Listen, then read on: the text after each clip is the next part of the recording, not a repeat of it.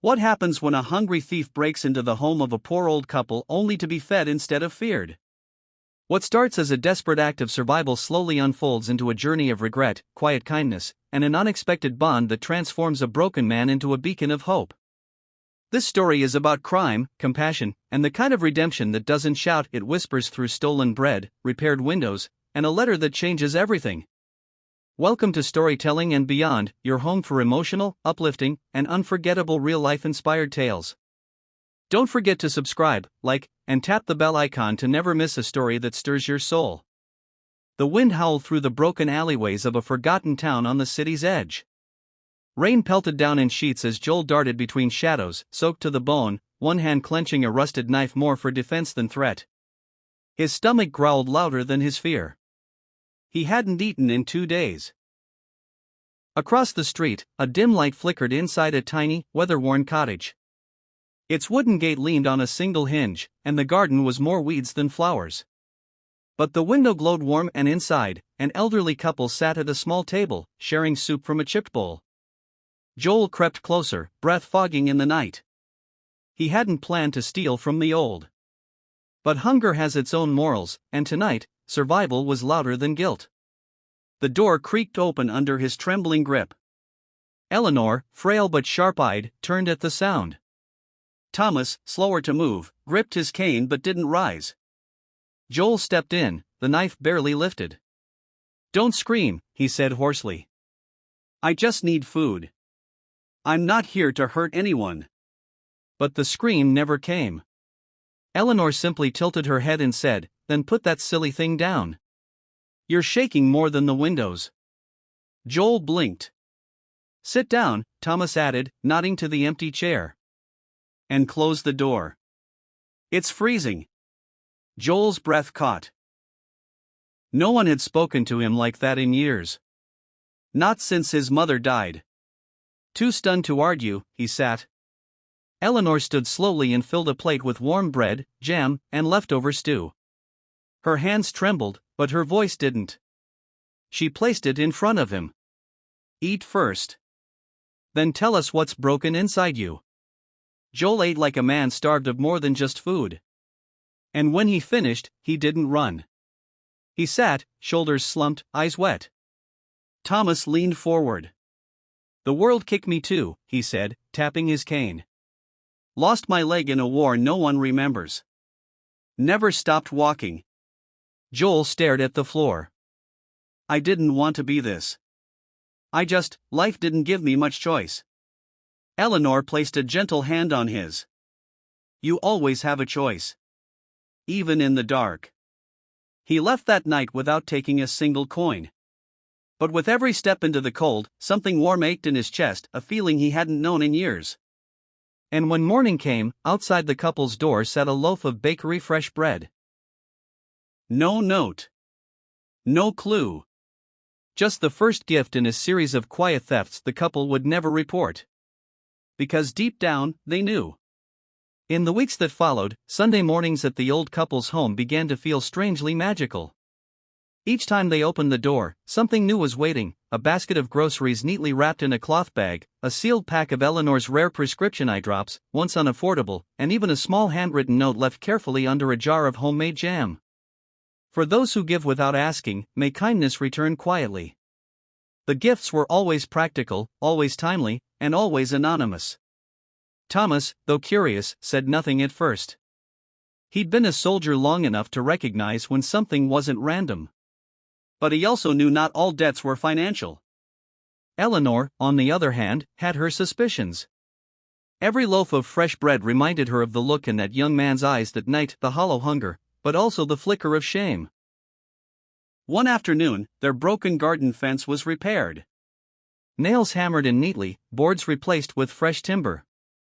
No one in town had been hired. Yet the work was done. And a small ceramic gnome was placed beside the gate with a little sign, "Still watching." That evening, Eleanor chuckled as she placed flowers next to it. Meanwhile, Joel remained in the shadows. He lived in an abandoned bus garage on the edge of town, sleeping on old cushions and using a flashlight whose batteries barely held. By day, he scavenged and picked locks not for cash or valuables, but for what the couple might need. He avoided hurting anyone, avoided houses with children, and only stole what could be spared from the rich. Guilt had shifted his instincts. For the first time, he wasn't stealing to survive. He was stealing to serve. One night, he found a collapsed cart of discarded books outside a shuttered library. He picked through the rain-soaked pile until he found a well-worn copy of The Wind in the Willows. Inside the cover, someone had scribbled, "The world is full of gentle people if you know where to look." He wrapped it in brown paper, tied it with an old shoelace, and left it on the couple's porch. Eleanor cried that morning when she unwrapped it. "I used to read this to my son," she whispered. "He died young. This feels like him." Joel watched from the shadows, hidden behind a telephone pole. He didn't know about their son. But somehow, he had brought a memory back from the grave. That night, he didn't sleep. Instead, he sat on the bus seat, the book's duplicate copy open on his lap, staring at the same pages. He had never met people like them before, people who didn't see a thief when they looked at him. And though he remained invisible in their lives, Joel had slowly begun to understand something he never believed in. He wasn't worthless. He was changing. And he didn't know it yet, but the greatest change was still to come. Winter arrived early that year. The wind was sharper, the nights longer, and frost kissed the windows of Thomas and Eleanor's cottage each morning like nature's quiet warning. But inside their home, warmth endured, not just from the tiny space heater that had mysteriously arrived one morning, but from the growing sense that they were not alone. One icy evening, as Eleanor reached to stir the stew, she paused, her ears tilting toward the door. "Someone's outside," she whispered. Thomas set down his mug and listened. No knock came. Just the sound of footsteps, and then silence. When they opened the door, a thick brown envelope sat beneath the doormat. Inside were printed receipts, dozens of them, from stores across town. Pharmacy bills, food bills, repair materials, and one for a bookshop. All dated within the past 3 months. Tucked between the papers was a short note written in uneven, careful handwriting. "I never meant to stay this long in your story. But you gave me a place in it anyway. Everything I took, I tried to return in another way. I know it doesn't make it right. But I didn't know how else to say thank you. Please forgive me. If there's anything left in me worth saving, it's because of you." The signature was missing. But Eleanor didn't need one.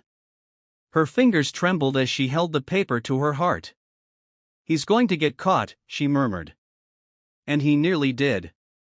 That same week, Joel was arrested outside a convenience store while slipping a heated blanket under his coat. No weapon, no escape. Just tired eyes and empty hands. He didn't resist. At the station, the officer processing his case noticed the stack of notes and item lists in Joel's backpack, meticulously labeled, for TNing, urgent meds, porch repairs, need nails plus sealant, herbal tea, brand she likes. Curious, the officer asked, "Who are T and E?" Joel hesitated, then said softly, "Just good people." By coincidence or fate, that officer knew Thomas and Eleanor well, had seen them walking to the market every Sunday without fail. He made a quiet visit to their home the next day. Thomas listened, then stood up straight despite the ache in his knees. "Where is he now?" he asked. "County jail," the officer said. "He's not fighting the charges. But I've never seen anyone steal only to help."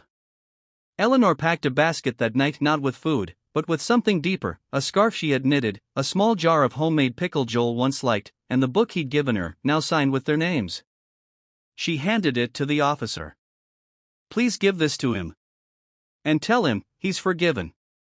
Joel received the basket in stunned silence. He held the scarf to his face, not because of the cold, but because it smelled like home. And for the first time since he was a child, he wept without shame. The town didn't make headlines. There were no reporters. No court drama.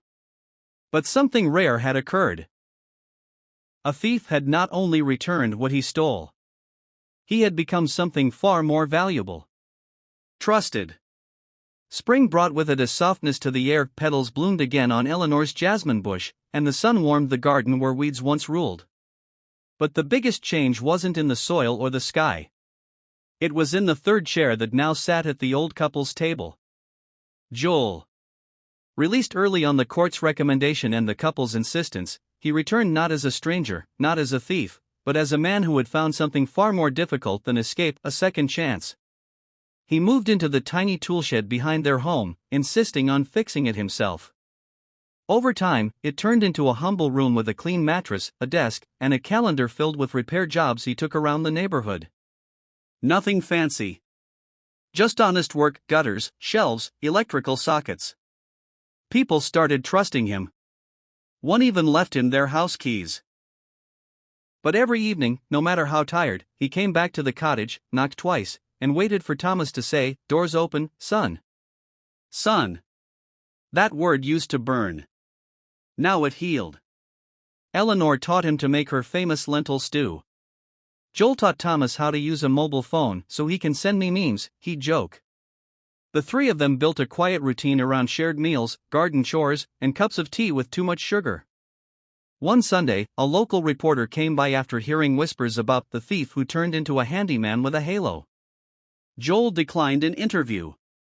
"I'm not a story," he said. "They are." And then he nodded toward Thomas and Eleanor. But stories have a way of writing themselves. That winter, Joel organized a community program called Second Shelf, where leftover groceries, old coats, spare medicines, and unused furniture could be donated to those who needed it most. He never took credit. Just wore a simple badge that read, "Grateful borrower of second chances."